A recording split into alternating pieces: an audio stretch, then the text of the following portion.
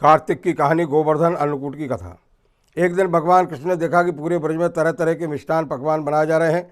पूछने पर ज्ञात हुआ कि यह सब बक्रासुर संहारक मेघ देवता देवराज इंद्र की पूजा के लिए तैयार हो रहा है।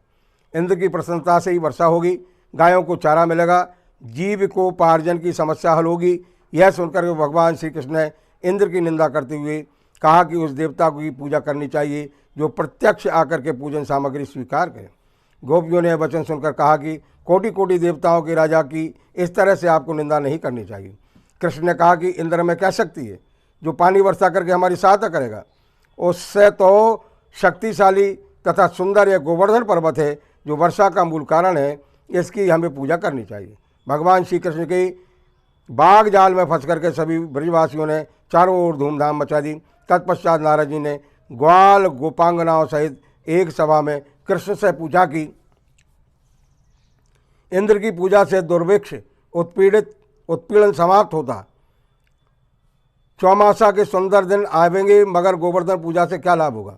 उत्तर में श्री कृष्ण जी ने गोवर्धन की भूरी भूरी प्रशंसा की तथा उसे गोप गोपियों की आजीविका का एकमात्र सहारा किया बताया। भगवान की बात सुनकर के समस्त ब्रजवासी बहुत प्रभावित हुआ और वह स्वगृह जाकर के मधुर मिष्टान पकवानों के सहित पर्वत तराई गोवर्धन की तलहटी में कृष्ण द्वारा बताई गई विधि से गोवर्धन की पूजा की।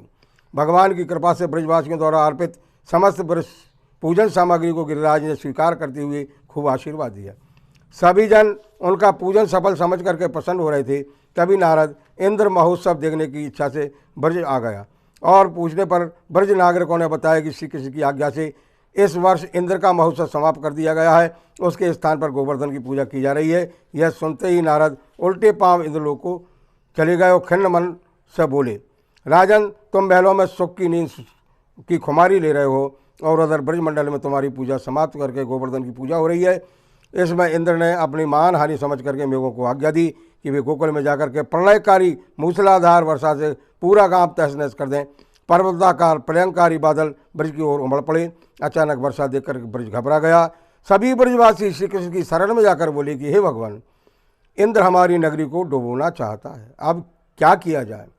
श्री कृष्ण ने सांत्वना देते हुए कहा कि तुम लोग गंगों सहित गोवर्धन की शरण में चलो, वही तुम्हारी रक्षा करेगा। इस तरह से समस्त ग्वाल बाल गोवर्धन की तलहटी में पहुंच गए। श्री कृष्ण ने गोवर्धन को अपने बाएं हाथ की छोटी उंगली पर उठा लिया और 7 दिन तक गोप गोपियों उसकी छाया में सुखपूर्ण रहे। भगवान की कृपा से उनको एक छींटा भी ना लगा। इससे इंद्र को महान आश्चर्य हुआ।